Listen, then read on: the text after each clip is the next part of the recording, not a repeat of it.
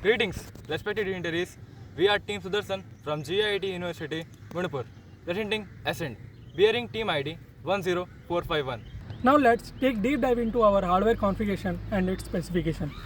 This is the system built over the S500 frame.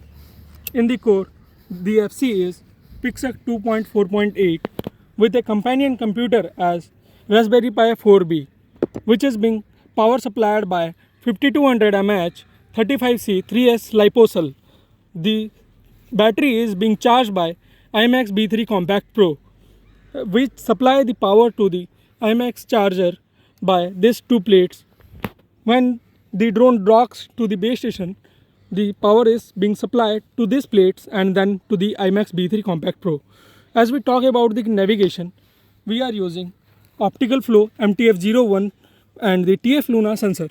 Optical Flow sensor captures the image frame by frame and analyzes it pixel by pixel so that we can get the displacement accurately in the XY coordinates. And if we talk about the TF Luna, it is basically a LiDAR which throws a laser point to the surface and get it back so that we can get Z-axis accurately, the altitude.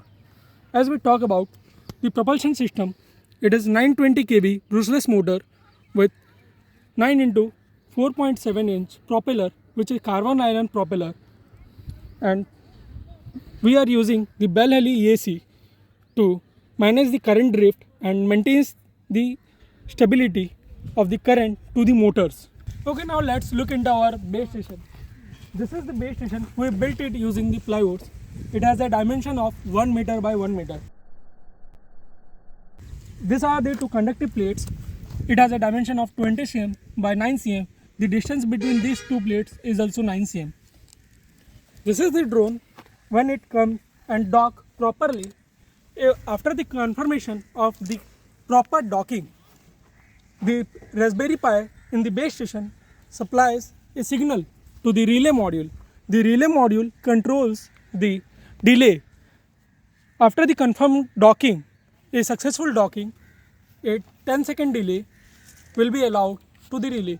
After the 10-second delay, the power is being supplied to these two plates and then to this drone two plates, after to the IMAX B3 Compact Pro charger.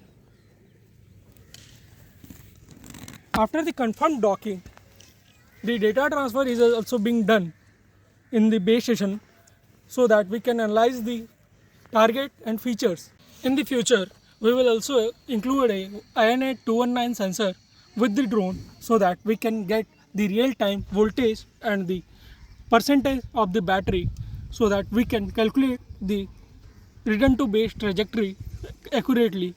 As of now, in this video, you have seen my teammate describing the components of Ascent. And for the qualification round, we have implemented and demonstrated the 7 tasks required by IROC 2026. For the further challenges, we are ready.